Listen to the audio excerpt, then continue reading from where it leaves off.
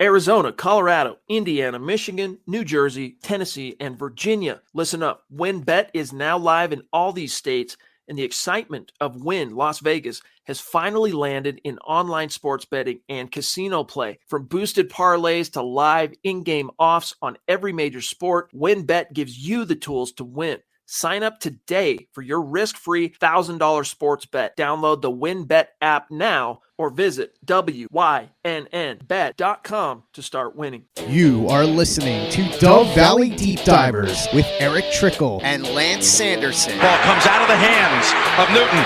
It's on the ground, picked up by TJ Ward at the 4-yard line. Vaughn Miller did it again. On Overtime Media. Mile High. Hello, everybody in Broncos country. Welcome into another episode of the Dove Valley Deep Divers podcast. I'm your host, Lance Sanderson, and joining me, as per usual, is my good friend and colleague. He is Mile High Huddle senior NFL draft analyst, the one and only Erick Trickel. Man, hey, Thanksgiving, obviously yesterday, great day for everybody. How was your day yesterday going into Thanksgiving with your family and everybody? It's been a long, 48 hours. Having turkey day at our place, we had to do some cleaning beforehand, getting everything set up. Then, fortunately, I was able to scrounge my way out of doing any of the cooking. But it was a good day, spending time with family, playing games and everything, and then been up since 3 a.m. today, which was nice after going to bed about midnight last night. Yeah. Rather exhausted here, but it was a good day. I hope everybody in the chat had a good day yesterday as well.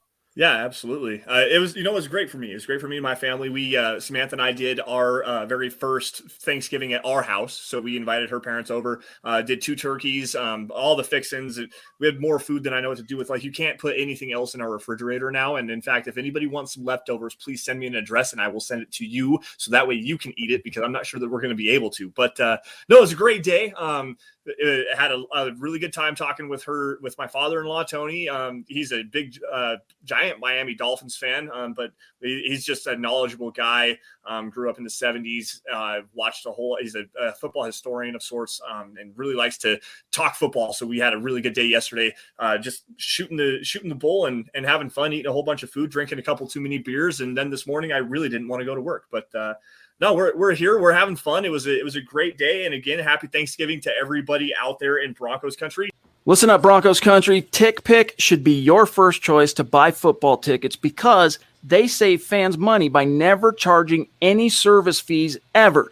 TickPick is the exclusive ticketing partner for the Huddle Up podcast and the Blue Wire Network. Denver Broncos football is finally back, and there's no need to exhaust yourself searching all over the internet to find Broncos tickets anymore, because TickPick, that's TickPick, is the original no-fee ticket site and the only one you'll ever need as your go-to for all NFL tickets. TickPick got rid of all those awful service fees that the other ticket sites charge, which lets them guarantee the best prices on all of their NFL tickets. Don't believe it? If you can find better prices for the same seats on another ticket site, TickPick will give you 110% of the difference in the purchase price. That's right, guys. When we were searching for tickets for the MHH meet and greet for Week 3 at home, Broncos versus Jets, TickPick had us locked down. So visit tickpick.com/huddle today and use the promo code HUDDLE to save $10 on your first order of Broncos tickets. Well, but anyways, guys, with that,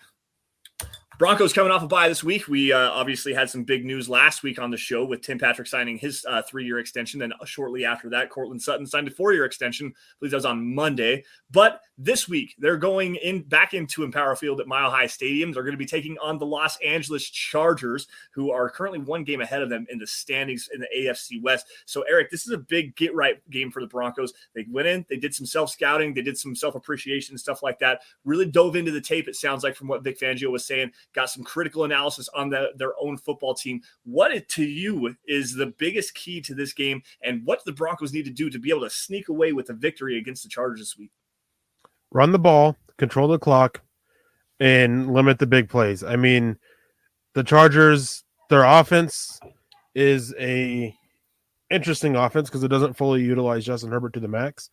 But looking at their defense, they're going to be without Asante Samuel Jr., and they are the worst rushing defense in the NFL. Mm-hmm. They are absolutely terrible. And when I was turning on and watching their tape earlier this week, it was just a mess to watch it. Kenneth Murray, that linebacker they took in the first, what was it, last year? Yeah, last year. he's just all over the place and not in a good way. I mean, somehow managed to look almost as bad as Devin Bush. But just got to run the ball. And with that, if you're going to run the ball, obviously you got to be able to ball security. That's a big deal. Melvin Gordon, he's had a couple fumbles this year. Javonte Williams only has one credited fumble, and then he also had that one that was ended up not being called the fumble against Washington football team as well. So you got to be able to run the ball and do so with security and everything. Plus, it helps take the ball out of Teddy Bridgewater's hands because, quite frankly, if he's throwing a lot, it's not a good sign. So you need the defense to help keep it close and just have him really go to a point where you can limit the mistakes from Teddy Bridgewater. Yeah, absolutely. There's actually a bunch of statistical analysis on Teddy Bridgewater, and Erick again had a wonderful piece specifically for Teddy Bridgewater on third down and his high completion percentage but low conversion percentage that aired last week as well at Mile High Huddle. Make sure you guys go check that piece out if you get the opportunity to. But just going even further into that, I believe it's when he throws more than 30 times in a football game, his winning percentage plummets like over 35%. It's just absolutely terrible. When he's asked to throw the ball as many times as the Broncos have been asking him to do so here recently, it's been not good over the course of his entire career. I mean, this is something that we've all known about Teddy Bridgewater for multiple years now. And to me, Erick, I 100% agree with you. This Chargers running defense is not good. They're down to absolutely zero interior defensive linemen from the sound of it. I mean, Linval Joseph was the last guy that they had. He got hurt this last week. Sounds like they're starting to rotate in Joey Bosa. They're the prolific edge rusher. They played him at 5-3 technique this last week where he's getting, that's a great opportunity for this Broncos defense or Broncos offensive line to start using some power, run some duo, run some ISO, attack Joey Bosa. If he slides to the interior of the interior of the defensive line, they can definitely exploit that and take a big advantage. I mean, they've got Javonte Williams, who's been playing really well. He has a high explosive run rate, but it's a high stuff rate as well, which is kind of weird. Melvin Gordon is the most consistent guy, but he's running it, I think it's like 4.6 or 4.7 yards per clip right now. So this Broncos offense, they really have to focus on the running game. I got some more statistics for you here as well. In terms of the Football Outsiders metric, the DVOA, I can't remember exactly what that is. What the acronym is. I think it's I can't remember. Anyways, DVOA ranking, the Chargers' run defense is 5.2%, which is the 32nd ranked unit in the NFL. They've allowed the second most total rushing yards, 1451. Total on the ground. They're averaging 4.7 yards per carry allowed. That's tied for the second worst percentage in the NFL. They have 8 plays of 20 plus yards or more allowed. That's tied for the third worst. 13 total rushing touchdowns allowed. That's also tied for the third worst. But where it gets even worse for this Chargers defense, and something that, again, this Broncos offense definitely needs to exploit, is rushing first downs allowed. The Chargers are by far the worst team in the NFL in terms of rushing first downs allowed. They've allowed 90 rushing plays that have gone for a first round. That is 7 more than the second most allowed, and that's the Detroit Lions with 83. Their rushing first down percentage is also the worst in the NFL. It's tied with the worst with the Green Bay Packers at 29.2 rushing first down percentage. So, I mean, if you're going to attack this Chargers team, that's the best way to do it. On the ground, control the clock, keep Justin Herbert off the field.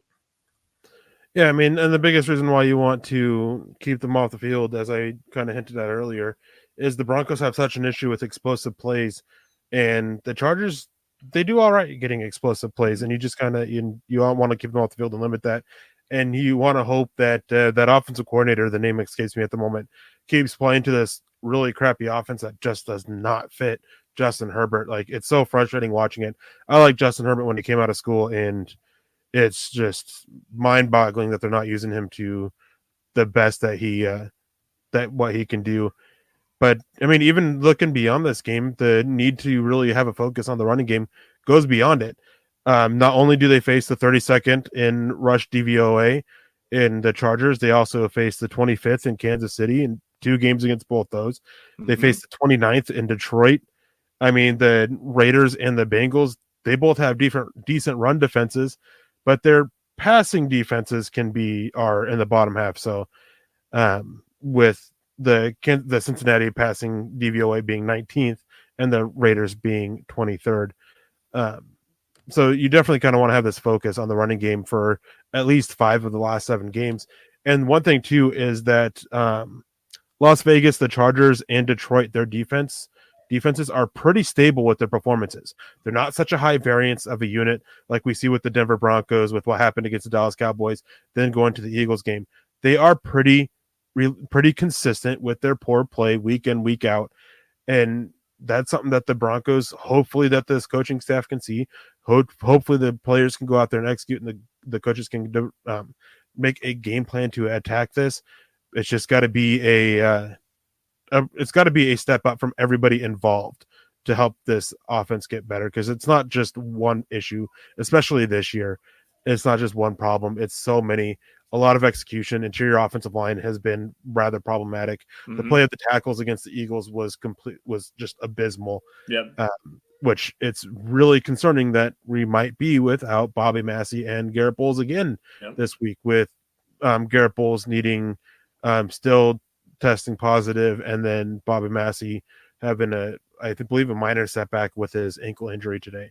And Calvin Anderson and Cameron Fleming were absolutely destroyed against the Eagles. Yeah, they looked a lot better against Dallas in the game in Dallas a couple of weeks ago. Where Fleming filled in for Massey. I can't remember when it exactly was. I think it was midway through the second quarter was when Massey went down.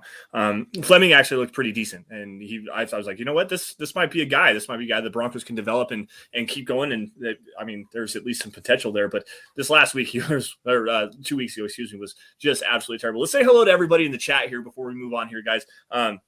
Andrew Baker, Facebook superstar. I want to say super chat superstar, but Facebook superstar. Met him in Denver at the game against the New York Jets. He was at the Mile High Huddle meetup. He says, "Good evening, Lance, Eric, and Scott, my brethren. Hope you all had a good Thanksgiving. But what's our key to beat these Chargers?" Man, you joined the right podcast, because we're actually talking about that right now. Thanks for joining us, Andrew. We appreciate you, buddy. We appreciate the stars there as well. Let's see. We've got Lawrence Rivera as well jumping in here saying, "What's up? If this team would stay healthy, it would be fire." Yes, absolutely.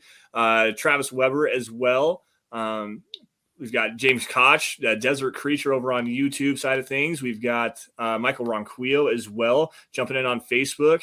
We've got, let's see here, Todd Ostendorf, Mark Lindemood. What's going on, guys? How we doing? Thank you all for joining the Dove Valley Deep Divers podcast. Guys, speaking of stars donation, we actually hit the goal. Chad wanted me to explicitly get this guy's into you. We hit the goal for the stars donations giveaway, and Randy Jones was fortunate enough to be the winner of that, a jersey of his choice. And I know Chad had said something about doing a secondary giveaway if we hit our goal by the 15th. However, we didn't actually do that. That was accomplished on the 17th of this month. So in being good sports on this whole thing, Mile High Huddle is going to be giving away some care packages to a handful of some lucky stars donators over on Facebook. So guys, if you're wanting to donate some stars, we appreciate that. It's not unnecessary for me anyways, but if you guys donate some stars, you're going to be entered into some giveaways. We'll give you guys some cool Mile High Huddle merch. I'm guessing some stuff from every single podcast and stuff like that. Get back with Chad and Zach on Sunday as well, which they will be, or I believe Sunday or Monday, they'll be announcing some of the winners of the random merch tent giveaway. So yeah, guys, we appreciate everybody here joining us here tonight. Now, Eric, I want to jump right back into it here. Something that you had said as far as limiting the opportunities and ball control, clock control, and stuff like that. Something I wanted to talk about here specifically is this Chargers offense and just how explosive it is. They're the number 6 passing offense in the NFL. Justin Herbert's been playing amazing football. 2,804 yards total passing. They're at 22 total passing touchdowns. And let's see if there was something else I had there. I can't remember. Anyways, but the way that they're doing it, obviously they're with the huge explosive plays. They're doing it at an incredibly fast time of pace. Like it's incredible. I heard a statistic the other day on the radio that on scoring drives, the Chargers offense has the shortest scoring drive time of possession in the NFL. That means they're getting explosive plays, they're pushing the ball down the field, and they're putting up points in a very, very fast hurry. Picture something like what Chip Kelly did at UCLA, where the time of possession with the offense was just so incredibly short, and they were always coming away with points. Now, to kind of elaborate on that, their average time of possession on every drive, I don't have the scoring drives here, this is just average time of possession on every single drive, is 2 minutes and 50 seconds. That's only 14th in the NFL, right? Doesn't sound that great. However, on those drives, their average plays per drive is 6.45. That's number 2 in the NFL. So they're running sustained long drives. They're averaging 37.9, so almost 38 yards per drive. That's the 3rd highest figure in the NFL. And they're averaging 2.58 points per drive. That's the 4th highest total in the NFL. This team, they're sustaining drives. Offensively, they're running the ball fairly decently. 7th in terms of yards per attempt rushing, 4.6 total for the entire team. Eric, is it like, am I insane for saying that the obviously it goes without speaking, but the easiest way to really limit this Chargers team is by making sure that you run the ball and control the clock and don't let Justin Herbert get the football in his hands? Yeah, I mean, it just goes with that explosive plays. You don't want to have it. And, I mean, it just goes beyond Justin Herbert as well. You're keeping Austin Eckler on the sideline as well, which is funny because he just had 4 touchdowns against the Steelers, which is as many as he's had in 7 career games against the Denver Broncos. Yep. It goes to show how bad Devin Bush was, and just saying that Denver won that trade back in 2019. But anyways, I digress a little bit. Austin Eckler, he's a big reason why that offense can be so explosive. Yeah. Keenan Allen and Williams as well. I mean, they just got a lot of good talent, great talent on that offense, and Justin Herbert's there to maximize it. And while the offense has its issues because of the play caller, because of Joe Lombardi, I mean, keep him on sideline. I mean, you're just giving him more issues because then they can't just turn to those explosive plays. But the issue is when they do get the ball back, because it will happen, you just got to be more consistent on the back end and not give up these busted coverage or bad plays in coverage that the Broncos have been doing pretty consistently all season long, with maybe the minus the game against the Cowboys. They didn't really have those big issues on the back end.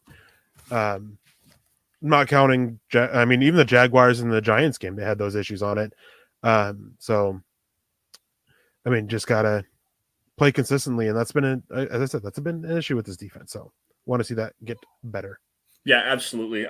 We saw it against the Ravens. We saw it against the Steelers. We saw it against what was that other deep touchdown? The Raiders multiple times.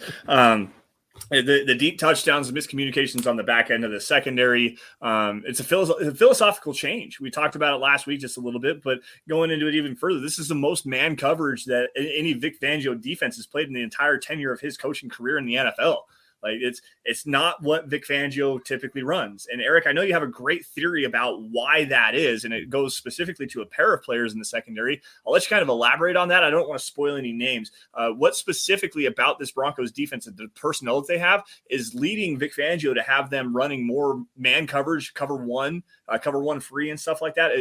What's that specific issue that you see, at least in your opinion? Well, I mean, there were a couple big issues with Ronald Darby when they brought him in.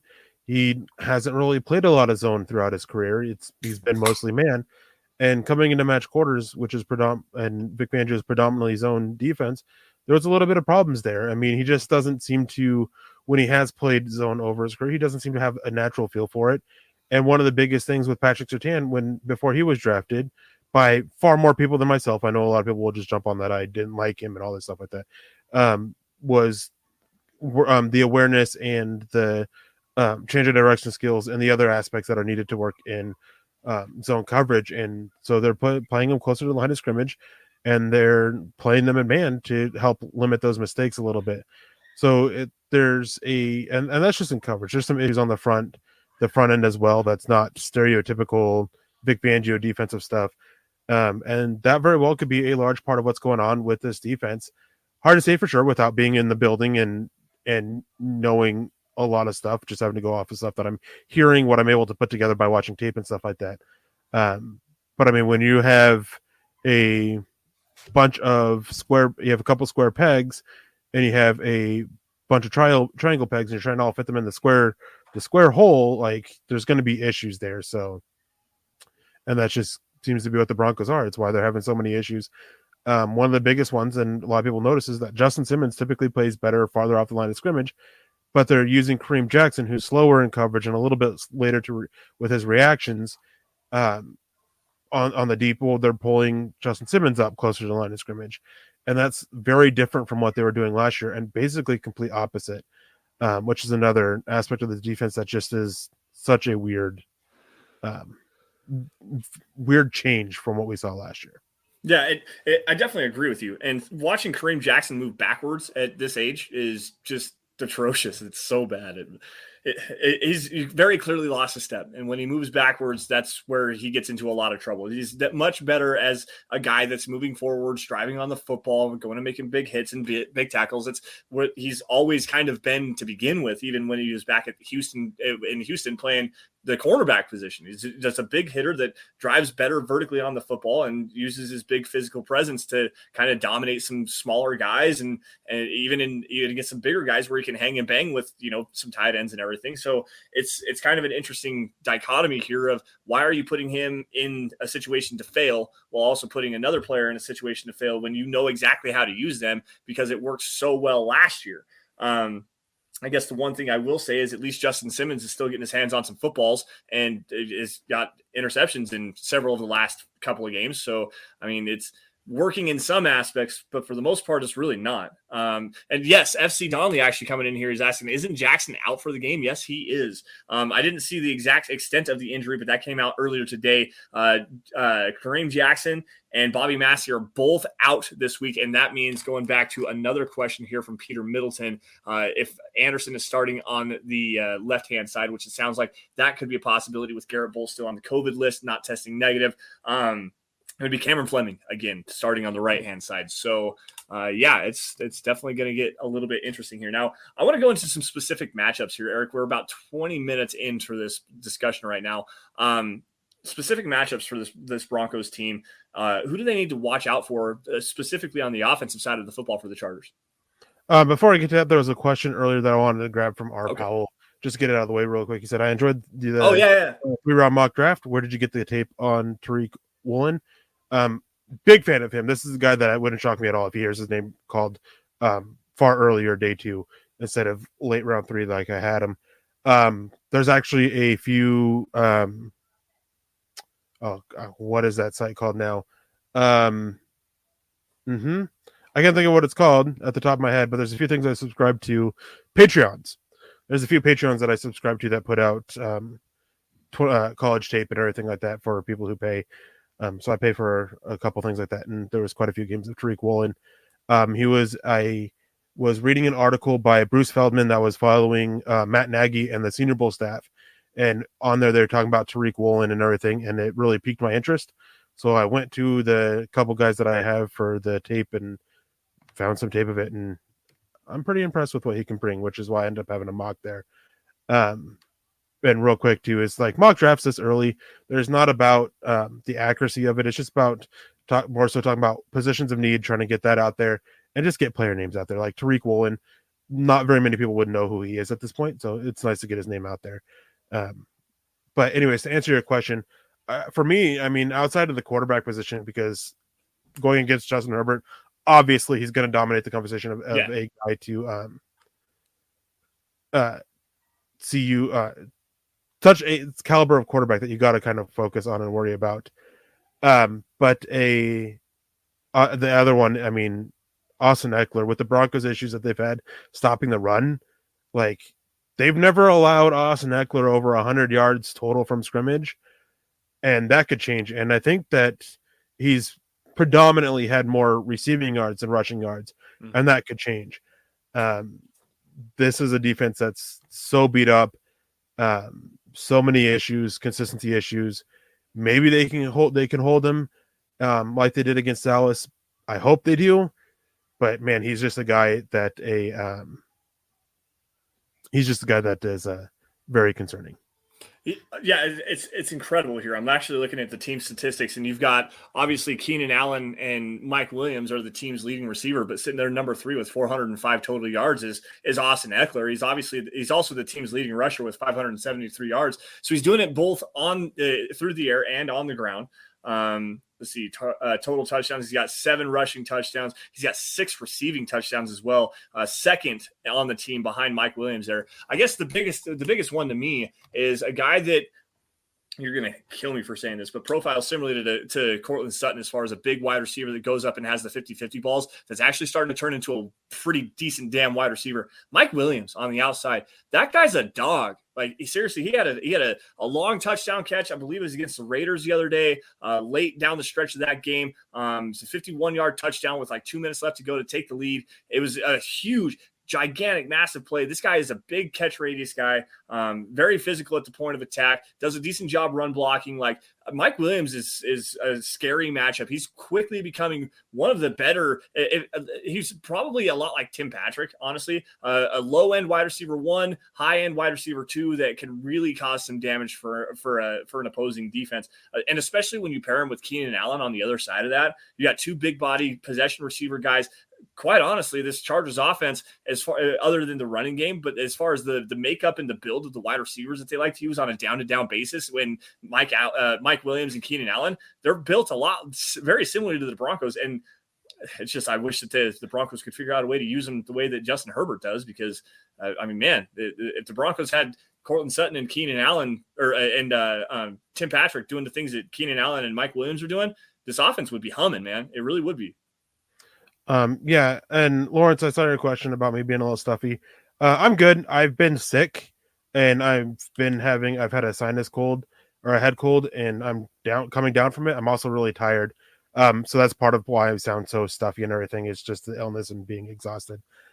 But I mean, yeah, Mike Williams, he is one to worry about. I think that he is the perfect matchup to really test Patrick Surtain. Yeah. Especially with letting Ronald Darby kind of handle the movement ability of Keenan Allen a little bit more. So those are 2 matchups. Like, they're worrisome, but I still worry so much more about Austin Eckler. Yeah. With him getting behind these linebackers, because Baron Browning with his reactions and awareness sometimes is a little iffy.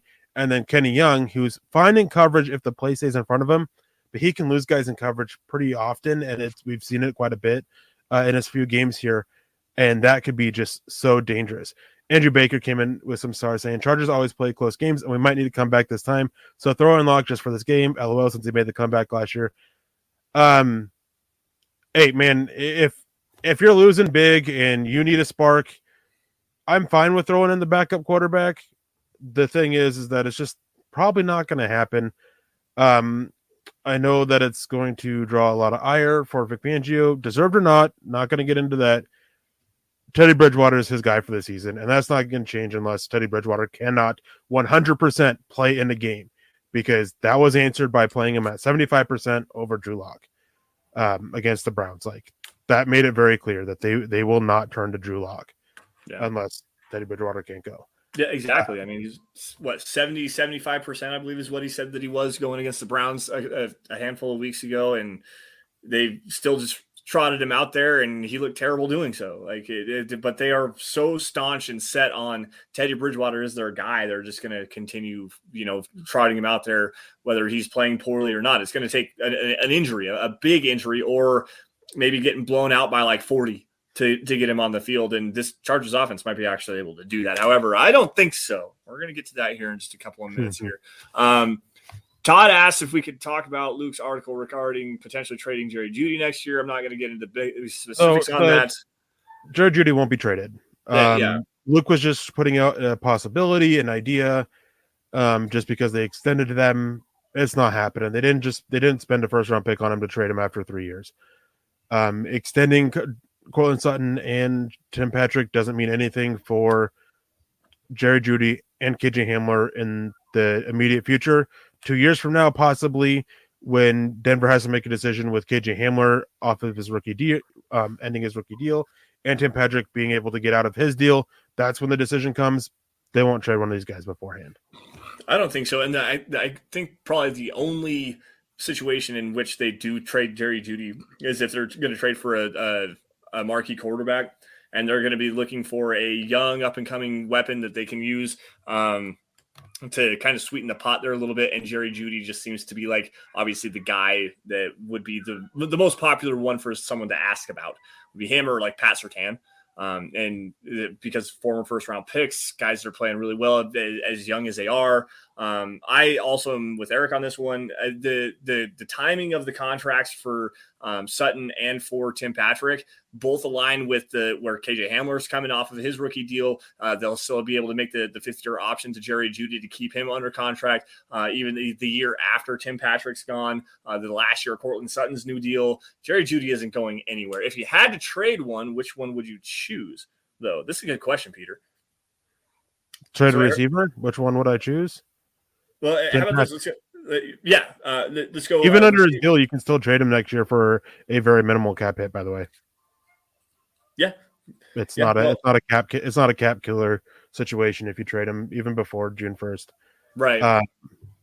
Jerry Jeudy's is I believe worse. I'd have to double check on that.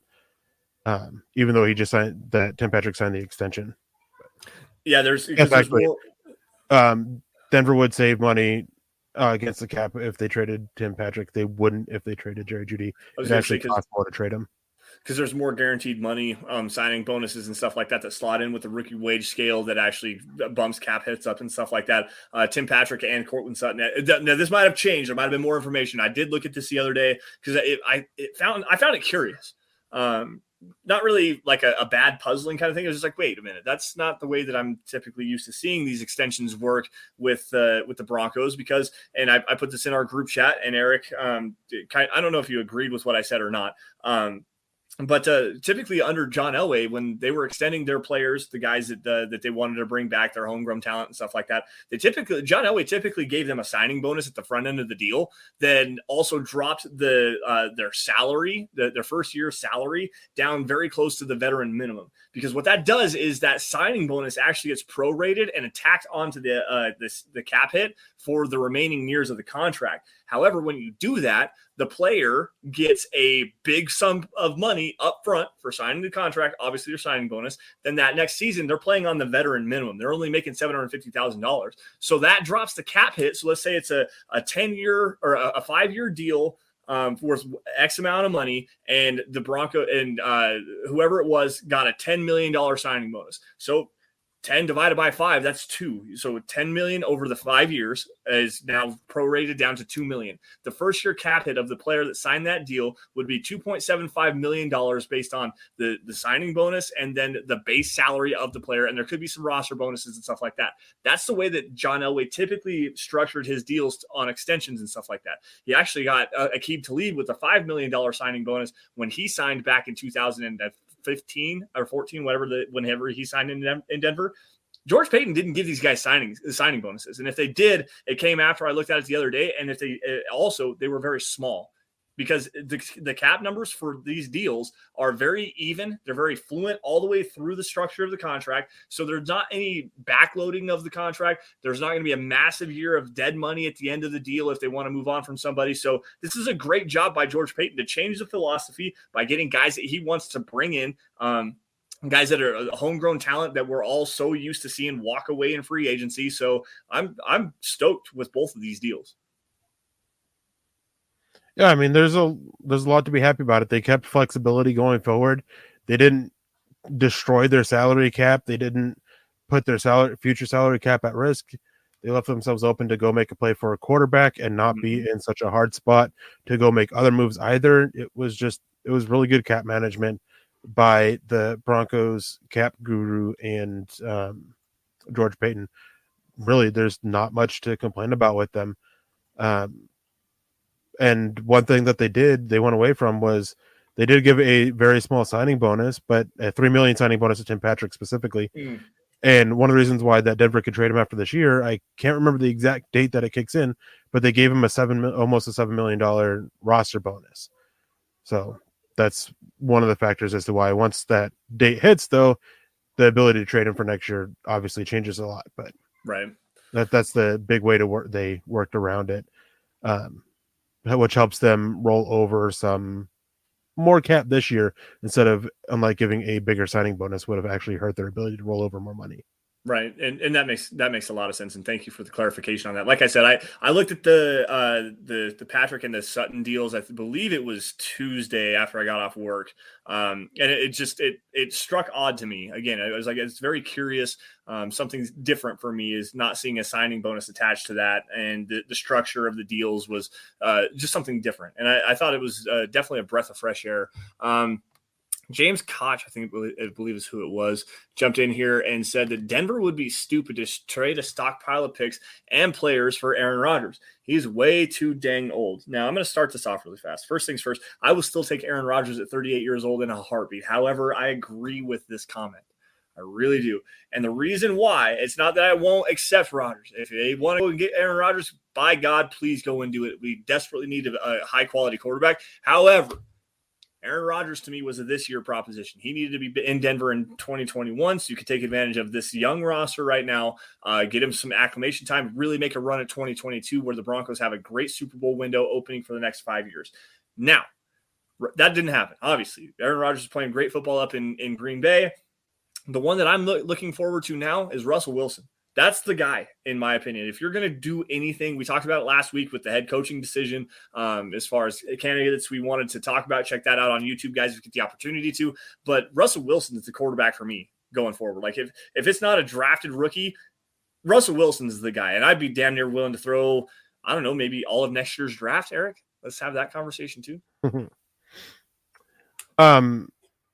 The plan for Denver seems to be Russell Wilson first, Aaron Rodgers second, maybe Matt Ryan afterwards, and Kirk Cousins thrown in there.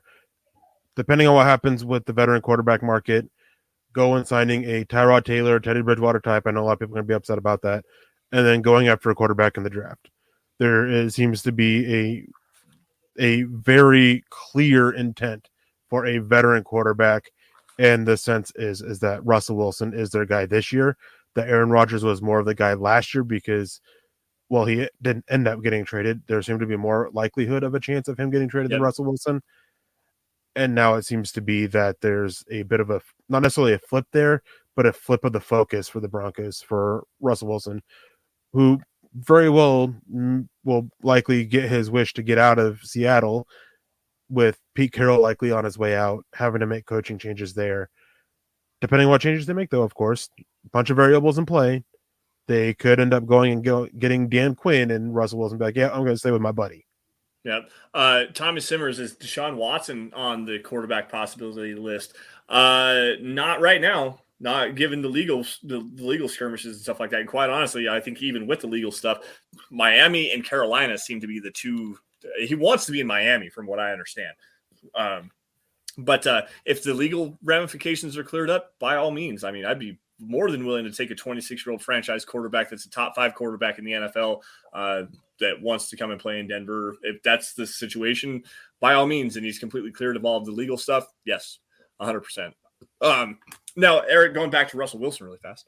But he wasn't on the Broncos weren't on the list of teams that he put out that he wanted to go to last year. So why would it be a conversation? Because things change. I mean, one of the reasons why he wanted the Las Vegas Raiders was because he wanted to work with John Gruden during Gruden quarterback camp back in 2012. That was the year, right? Russell Wilson came out.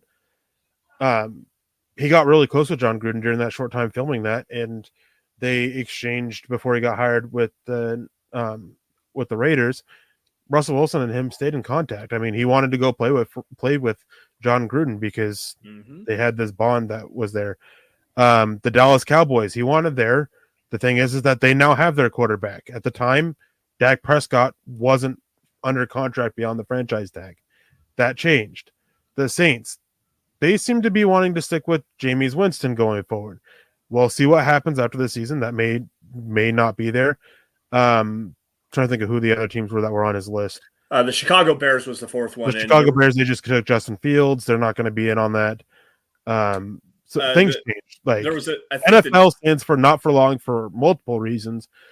Player careers, what people want, all sorts of stuff. Like I think the Jets were mentioned in there as well for a little while, but it was all kind of the same thing with Justin Fields. I don't remember 100% of it, but yeah, the teams that he was willing to waive his no trade clause to go to last season all already have their quarterbacks in either, except for the Saints, and that's definitely an interesting one. It could be a possibility this year. Another thing to take into consideration is look who his wife is, Sierra. She's a famous pop star, and she wants to live in a major market. LA, Chicago, Miami, New York, Dallas, like the big Houston, the big media markets and stuff like that. Houston could actually be a sneaky one for him, by the way, just to throw that one out there. But Denver wasn't on that list specifically because of that. And I think that a lot of it was his agent leaking to potential, especially Dallas, was they don't know what's going to happen with Dak Prescott. Obviously, he's had the major ankle injury. They're not sure where he's going to be at next season. But then Dallas invested a massive amount of money into Dak Prescott over the next like 4 seasons or something like that. It's $160 million, $100 million guaranteed. Just ridiculous amount of money. But Russell Wilson is probably at this particular point, and I know that Aaron Rodgers is still a possibility, but I think at this particular point, Russell Wilson is the most viable option for the Broncos because look at what's going on in Seattle right now. At least the Packers are winning. They're, number 2 in the NFC right now. Rodgers is playing great football. Russell Wilson was hurt. He had mallet finger for the last, 6-8 weeks, something like that. The Seahawks are 3-7. They're not a very good football team. Russell seems to be on his way out, and Denver could definitely be a possibility. So let's go back to the comment stream really fast, see if I could find something. James Koch would love Wilson, but Denver has 24 open roster spots next year. You're going to give Wilson the massive contract he's going to demand. How does Denver fill the rest of the roster? Just my thinking. The draft is a big part of that, depending on what you have. And look at some other lower-level roster guys. So look who they have being available. It's all guys that you're probably willing to lose, like Teddy Bridgewater, Melvin Gordon, Kyle Fuller, or guys that can be upgraded, like Cameron Fleming, or Brett Jones, Nate Hairston.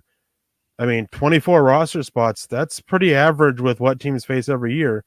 Of the 90-man roster, they pretty consistently face 20 to 25% roster turnover on a yearly basis. Oh, yeah. And Denver's got plenty of money with, depending on where the salary cap comes in, with rollover, they could be having upwards of $70 million in cap space. And cap space, too many people focus on that. Denver seems to have found ways to, what's the right word here, to restock their cash capital that they have that they're able to use and dip into. And when you have cash that you can use and spend, it's very easy to work around the cap. Look at the Rams, look at the Chiefs, look at all these other teams. If you have cash, you can work around the cap. Exactly, and that was something I was about to say was nobody thought it was possible for a couple of years ago for the Chiefs to sign Patrick Mahomes to a gigantic deal, which he broke records that they'd never be broken again. 10 years, $500 million. They made him into a $500 million player. They're like, there's no way they can sign him and Tyreek Hill and Travis Kelce and Chris Jones and get a cornerback brought in and rebuild and guess what they did? They did every single one of those things. They rebuilt the offensive line. They paid Patrick Mahomes a gigantic amount of money, which doesn't actually affect right now for the most part because that was more of an extension and he was still on his rookie deal. But they still got Chris Jones signed to a big money deal. They still got Tyreek Hill and Travis Kelce, and they bring in a Josh Gordon type to be able to come in. That was a vet minimum deal, but they have the cash to be able to do that. The Hunt family is worth like $15 billion. Like when you have that kind of money to be able to just throw at a player and say, all right, here's a signing bonus. We'll deal with the cap struggles later.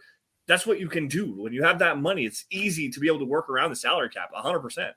Malcolm Brown. Real quick, just since we're on that topic. He adds, when you add in Sutton's and Patrick's deal, that is what their deal's added. They still have over $60 million in cap space to work with. Yep. And they can free up more because Graham Glasgow, he's not going to be on the Broncos with his cap hit next year. That's going to add quite a bit more to it. And there's probably going to be a couple other cap casualties next year that we're going to see that helps free up cap space. Maybe we see Mike Purcell go. Maybe we see Mike Boone go. Like there's going to be cap casualties to add to it. $70 million is a conservative approach with it, with how much cap space they're going to have because of rollover. And another way that help with that when you go spend on a big quarterback is having 11 freaking draft picks with 5 of them in the top 100. Worrying about the cap situation with the quarterback is just not something to really do anymore. You can work around.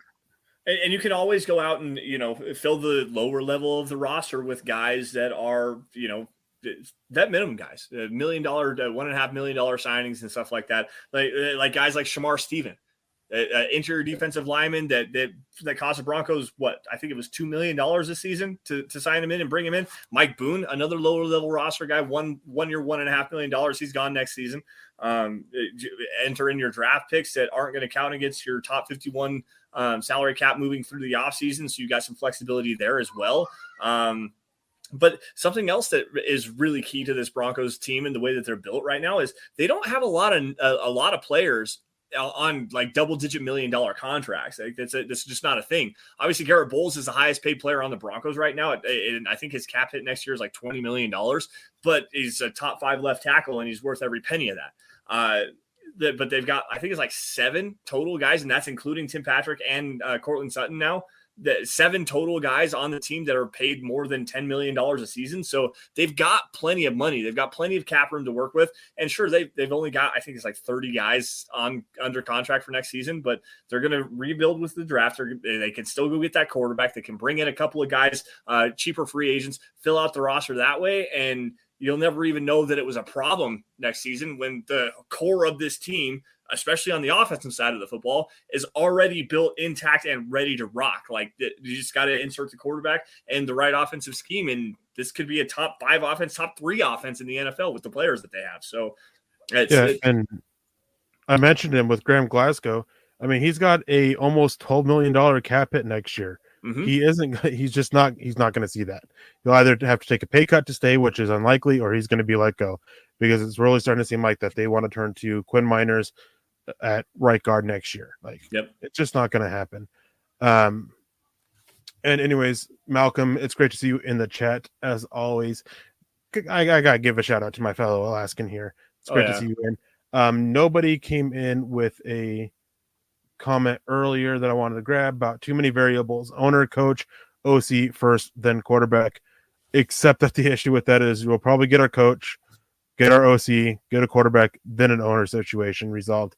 Expectations aren't for the owner situation to be resolved, if it is, until way after the draft. Like, they're talking late May, early June for the ownership situation to be resolved. Coach and OC, that's going to be the first couple weeks after, and middle couple weeks in January, I guess, that we get that resolved, maybe early February, and they're going to shift focus to getting a quarterback, trying to get a trade agreed upon before the start of the new league year. So a lot of variables in play, but hey, going and getting quarterback is universal. Doesn't matter who the owner is. Got to have a quarterback to compete. Right.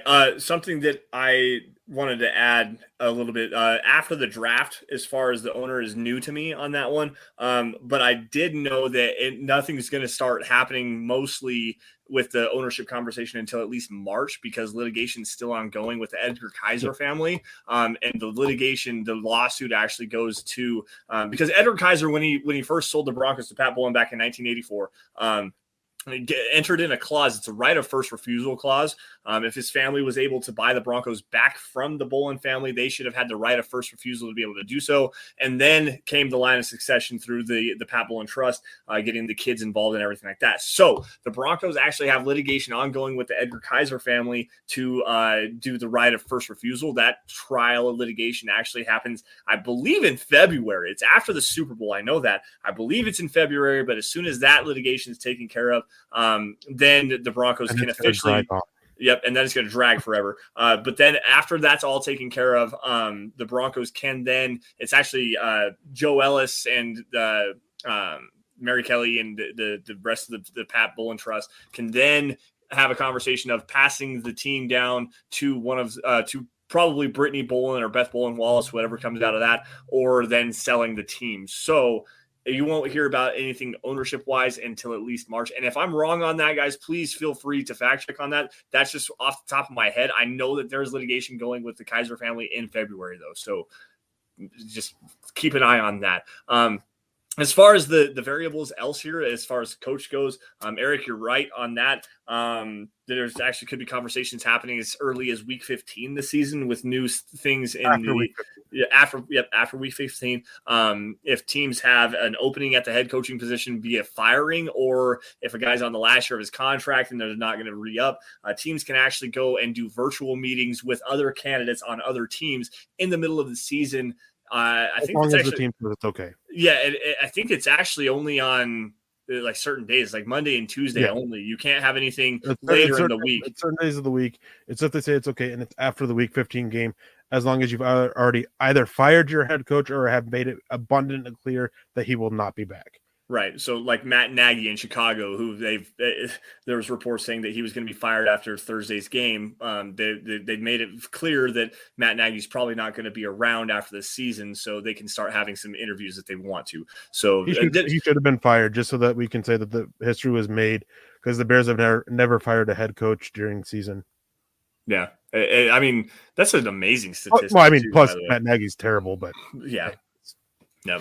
And yes, Peter, that is an interesting new rule. It was something that kind of caught me off guard a little bit. And I thought that the NFL went backwards. Now, I didn't think that I never really agreed with allowing coaches to be interviewed during the season, and especially in the playoffs, because of guys like, Eric Bieniemy, for example, maybe Arthur Smith last year, just the guys that, are on teams that are currently have playoff games and stuff like that. They should be focused on that. I always thought that the coach hiring process should happen immediately after the Super Bowl, and that no interview should have been conducted. However, they went the opposite direction and said, we're going to give you guys more time to interview these candidates, distract them more from what they're currently doing already, and then hopefully, come to an agreement, a non-actual agreement, whatever you want to, like the backdoor, back alley agreement, handshake, word of mouth kind of thing, that, John Fox is going to be out on his, if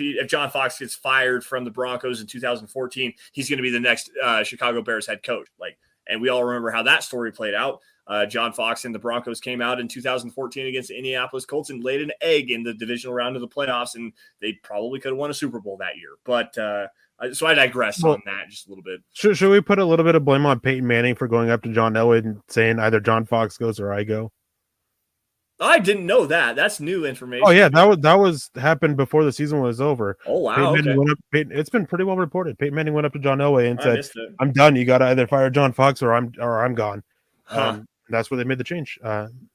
Yep. Wow, I didn't actually know that. That's kudos for the information. I appreciate that. I've told you that like 4 times, apparently I don't remember things, man. I don't remember things. You know what? Since the last time that you told me that, I probably drank beer and slept.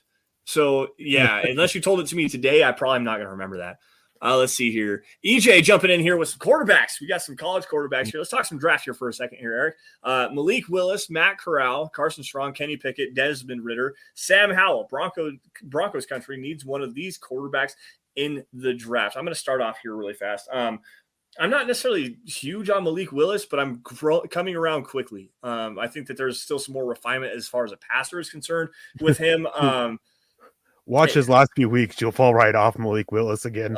Okay, good. Thank you. And I appreciate that. Matt Corral is an interesting one. Something that he needs to do is start trusting his arm more. And I think that Lane Kiffin's not necessarily doing him the biggest of favors. They're making him run a lot. He ran, it was a couple of weeks ago, I think he ran like 32 times in a game for 165 yards and 2 touchdowns. He threw the ball like 12 times. So that's an issue to me. It use your arm, trust your arm talent, make the throws that you need to, and prove that you can actually do that. And that's just a small sample. I'm not trying to make that like the be all end all about Matt Corral. I do like him. I think that he probably is the best quarterback in this class, but at the same time, I still got to see some more growth as far as the passer is concerned. Carson Strong is a statue, but not really a statue. If you really say that about him, you're probably lying that you don't necessarily see that he can actually move. It's just not a strong suit. He's not a big mobile guy. He can move around. he's not mobile. He maneuvers. Yes, exactly. He's not a guy that's going to take off and run. He can manipulate the pocket a little bit, maneuver himself around. He take off and run every now and again, but it's not like a guy like Matt Corral who's just going to, 1-2 gone, and that's another issue with Matt Corral. Kenny Pickett reminds me of Kirk Cousins, only he's got a lesser arm and more accuracy. I'm not a Kenny Pickett fan by any stretch of the imagination. There's a reason why that there's many people referring to him as Kenny Two Gloves. Yeah, there you go. That's a good point. Desmond Ritter, I know, is a guy that Erick is really high on, or at least was there for a while. I don't know what your grade is on him now, but last year, I remember specifically, if there's a quarterback to watch in this class, in the 2022 class, that would be a riser, that would be a guy to watch for, and I would like to have on the Broncos. You did say this multiple times. It was Desmond Ritter. That was a while ago. So now let me hear your opinion on Desmond Ritter as of now. Oh, I still like him. I don't love him. He's still like a late round 2, early round 3 guy for me because of the tools, but his placement can be very problematic. He's showing growth the last few games. I like the athletic ability, the ability to use his legs, to be a versatile offensive weapon as well as a quarterback, but it just comes down to the placement and the accuracy. I want to see more consistency than I have beyond just the last few games. But he's a guy that I was hoping to see more growth from, but he's kind of showing more regression since his freshman year, taking small steps back, which is something that really bothers me. He's basically been doing the opposite of Malik Willis. Malik Willis was starting to look really good there for a while, and then he's starting to fall off. Matt Corral, the issue with him for me is that offense is quite easy and doesn't translate well to the NFL. Gives him very simple, easy reads, and that can be pretty problematic.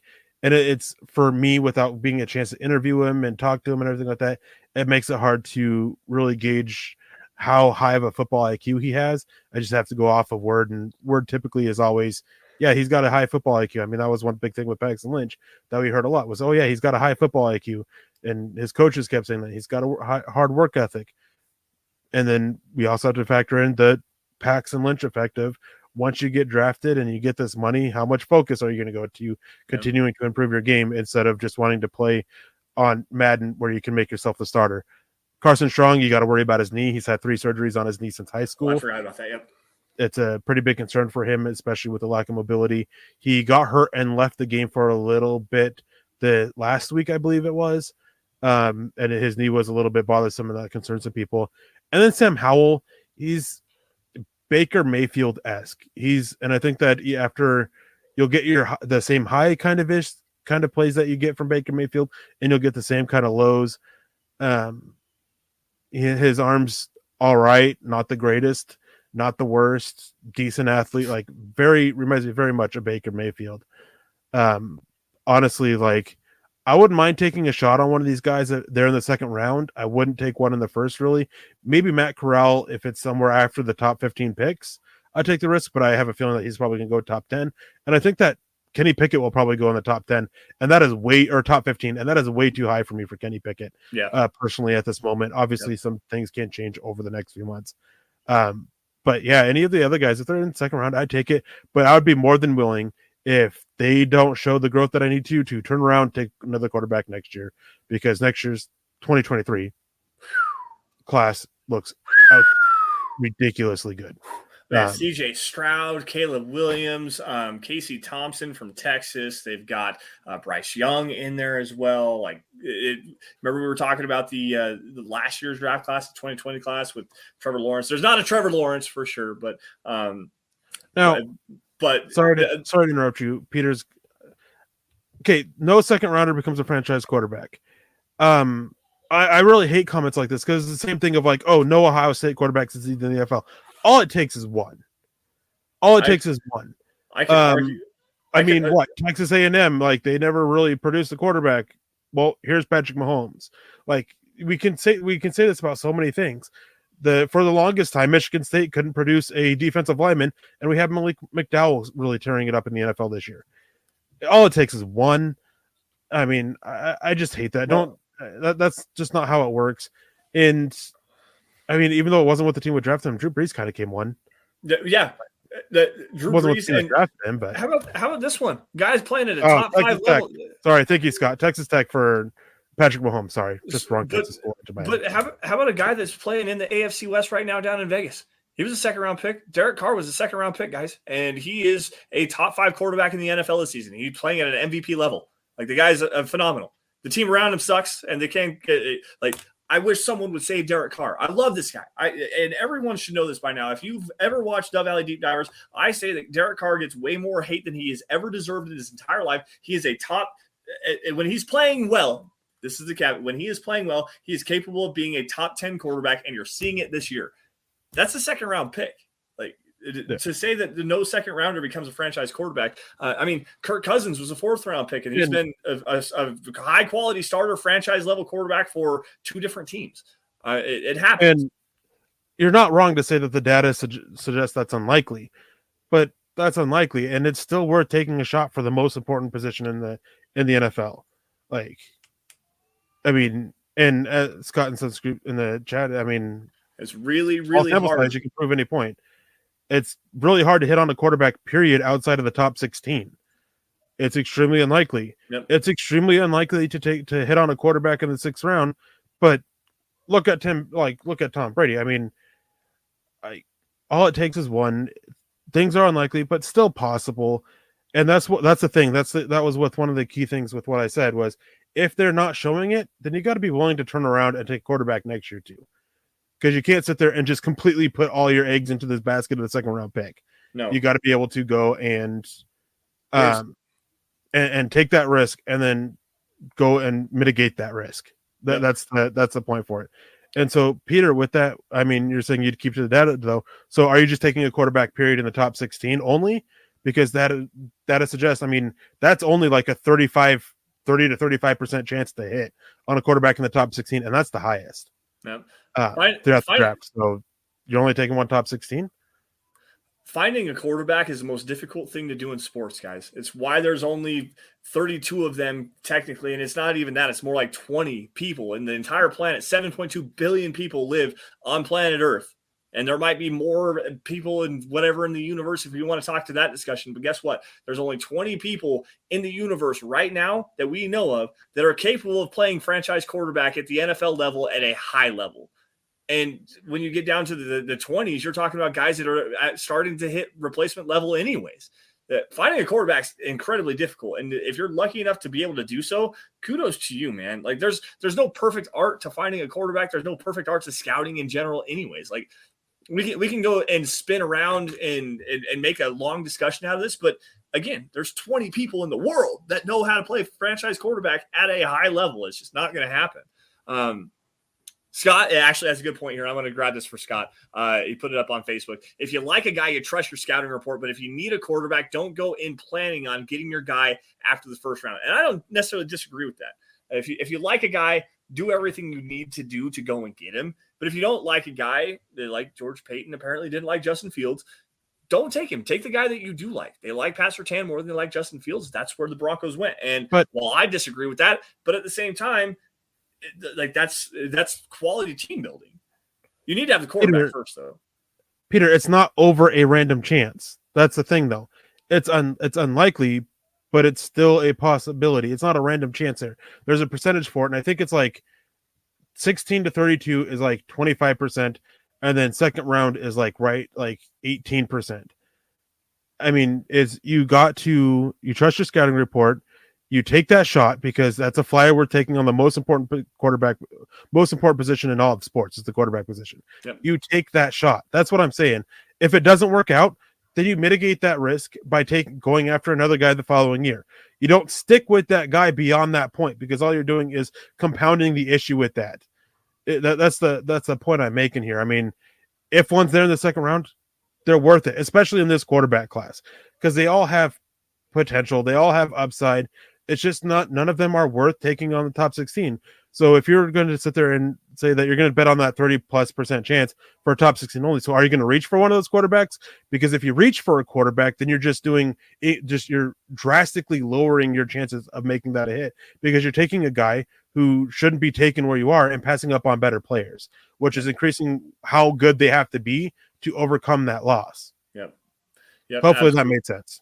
It made sense to me. And Peter, dude, we're not trying to come at you, dude. So don't take No. it like that. You know, we love you, dude. Over in Cambodia, you're our dude. Like, you have been a huge supporter of the show. We're not coming at you. Just want to open up a conversation here. So, and thank you for that. Thank you for having a fun. It was a great way. It was a great way to end the show. Really. Yeah, absolutely. I do want to grab this question from James Koch really fast. Hypothetically, what's the better signing? Russell Wilson at 45 to 50 per year, or Kirk Cousins at 35 to 40 per year? I think that the answer to this question should be relatively easy. And Russell Wilson is a much better quarterback than Kirk Cousins. Russell Wilson is arguably a top 7 quarterback in the NFL, if not a top 5 quarterback in the NFL. And Kirk Cousins, quite honestly, we're going back to the 20 quarterbacks in the NFL or in the world that are capable of playing at the NFL level. Kirk Cousins is like number 16 on that list. Like, he's just barely capable of being a quality franchise quarterback, and that's saying something. So please do, and I'll take the extra $10 million a season if that's what it is for Russell Wilson,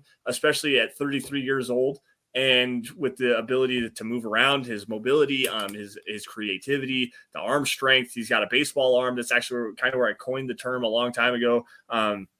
A quarterback having a baseball arm, a guy that can make throws off of multiple different platforms with arm strength and accuracy, because he used to be a baseball player. He was a second baseman for the Colorado Rockies there for a while, technically. But Russell Wilson at 45 to 50 per year. Eric, what do you think about that?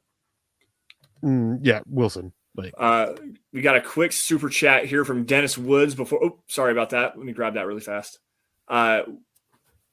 Jumping in here, why wouldn't we try to get Wilson or Rodgers and then get our quarterback in 2023? That opens the 2022 draft to get an edge, right tackle, or another need. Eric, go ahead first. I got some thoughts on this, though. I mean, just to wrap it up quickly, Scott actually posted a thing.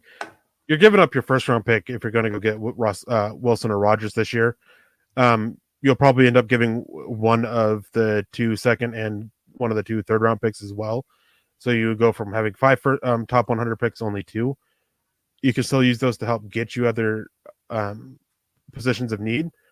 But that's, for me, that's all the more reason to go get one of those guys and not take quarterback this year. Use them to build up the roster, see how they do. More so with Rodgers, go after that quarterback in 2023 and over Wilson. But I mean, that's all the more reason. Like, if you get Wilson or Rodgers, go build up the roster. Yep. Especially with how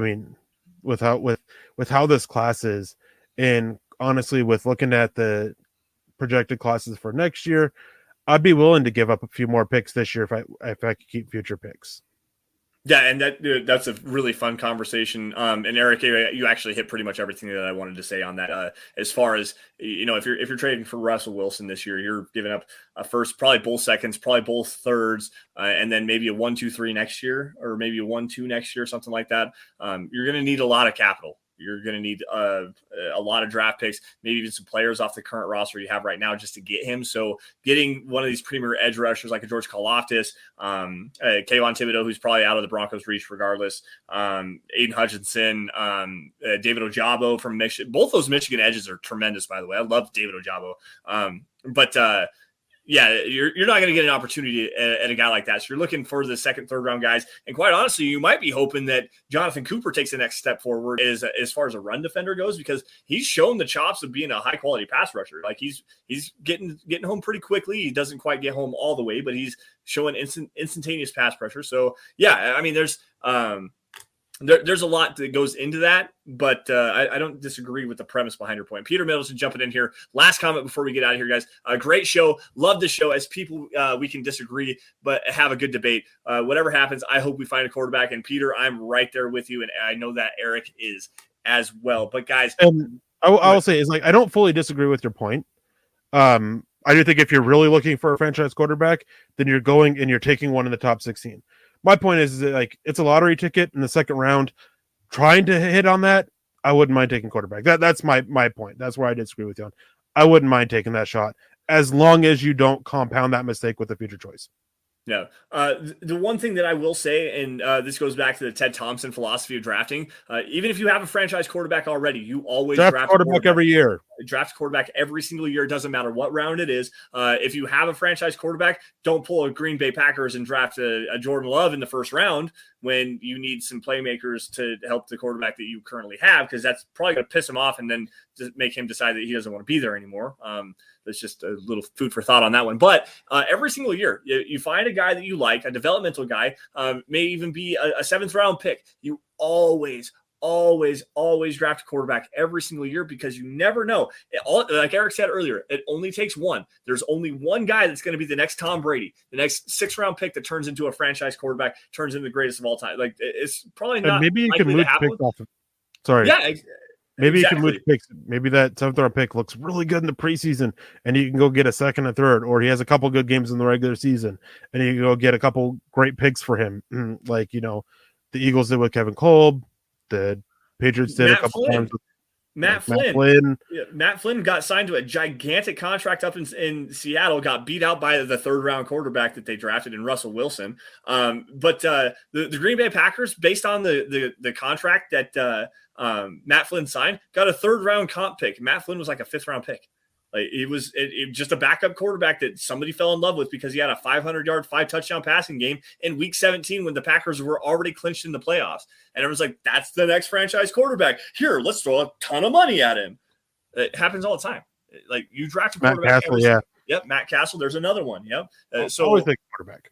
Yep. You take a quarterback every single year, and it doesn't matter what round it is. Every single year you take a stab on a quarterback because you never know what might happen. He could turn out to be the greatest thing since sliced bread. So, but with that, guys, thank you all for joining us on the Dove Valley Deep Divers podcast. I got a heartfelt thank you to every single one of you guys, being it is Thanksgiving yesterday. Super thankful for what we do, being able to cover the Broncos, talk some football with you guys, and have you guys join us every single Friday night at 6 o'clock. Again, guys, follow us on Twitter by finding me at Sanderson MHH. For Eric at Erick Trickel. Scott, I'm going to take the controls here for a second. And also shout out to Scott Kennedy behind the glass running the 1s and 2s at Scout Kennedy. Make sure you guys get at him on the Twit machine as well. Guys, at DVDD_pod, that's where you're going to find out our topic for every single week. We'll throw some takes on there every now and again, not very often, but you might be able to see something like that from us. Also, guys, at Mile High Huddle. That's the mother account. That's where you're going to get breaking Broncos news and analysis, including film breakdowns, opinion articles, anything news related to the Denver Broncos. That's where you're going to find it at Mile High Huddle. Facebook supporters, make sure you go to facebook.com/Mile High Huddle. Click that blue become a supporter button where you can get some premium content like the Trickel Zone, which airs every single Monday, I believe at noon, right, Eric? Well, let's see here. 1 Mountain Time. Sorry, I had to do the math because I know what time it is here, and then yeah. So, anyways, so what do you got on the Trickle Zone this week, buddy? Just reaction to the Chargers game? Probably. Okay, that's probably what it'll be. Hopefully, I'll be back this week. Had to cancel this last week because I was sick, and the week before because my daughter was sick.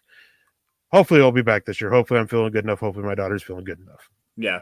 Anyways, facebook.com/Mile High Huddle, that blue become a supporter button. You're going to get Trickle Zone. You're going to get Kelberman's Corner. You're going to get Broncos Book Club with Chad Jensen as well. That's the easiest way to get to that kind of stuff. Folks, if you're financially able to do so and you really love the shows, you want to show some support, maybe help, spread the word just a little bit, head on over to huddleuppod.com. That's the merch tent, guys. We're going to do a big merch giveaway, some care packages to a handful of stars donators on Facebook at the end of this month for people that donated, anybody that donated stars from the 17th of November all the way through the end of the month. We're going to be doing a giveaway. I'm not sure exactly how many, but I know it's a handful of people. We're going to get some free merch from the merch tent. Huddleuppod.com, guys. It's where you're going to get yourself a hat. There's a t-shirt, a face mask, coffee cup. You've got the Broncos for Breakfast coffee cup that seems to be getting a lot of momentum right now. I know Mark Lindemood said earlier he needed to get one of those. There's a onesie for your baby, something for the guys, something for the gals, anything to suit your fancy. That's where you're going to get it. And guys, if you're not financially able to do so, you don't want to, become a supporter and subscribe or whatever, pay a subscription to something like that. It's not your bag, whatever. That's fine. you should be doing these 3 things. Everybody should be by this point. Subscribe wherever you guys are watching this, whether it's on YouTube, especially on Facebook, on Twitter, Twitch, Apple Podcasts. It doesn't matter. If you're listening to this after the fact, thank you all for downloading and subscribing as well. Subscribe to Mile High Huddle on your favorite podcast app. Like every single video you guys see, especially on Twitter and on Facebook. That helps out tremendously. And if you love it, share it, guys. Get it out in front of as many Broncos fans as possible, because that is the most organic way you can help grow every single one of the shows, including the Huddle Up podcast, Building the Broncos, Broncos for Breakfast, and Mile High Insiders. If you share it out in front of as many Broncos fans as possible, we can do what we do best, which is cover your Denver Broncos. Now, with that, Eric, sorry for getting long-winded there for a second, but before we get out of here, man, any last words? Yeah, I saw a question there about worse, if we could name 3 quarterback rooms that are worse than Denver. Looking at just where they are now, I could probably name 5 to 10. Houston, Detroit, the Giants, Carolina. I'd make the argument for Miami. Washington football team. I would make an argument that the Giants might be in a better spot. Daniel Jones isn't great, but he's still better than what the Broncos have right now, and it's based on his athleticism. Oh no, he's not. Oh no, get out of here! End the broadcast. End the broadcast. No.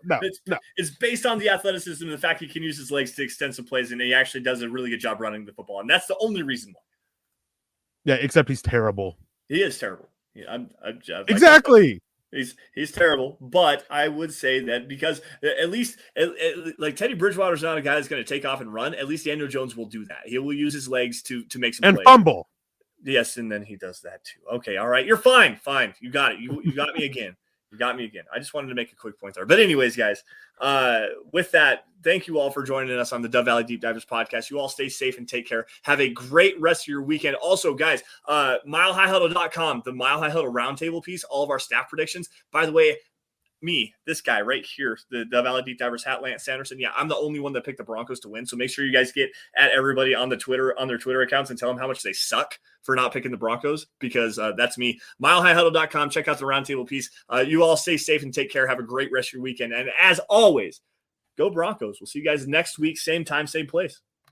You've been listening to the Huddle Up Podcast. Join Broncos Country's deep divers at milehighhuddle.com to keep the conversation going.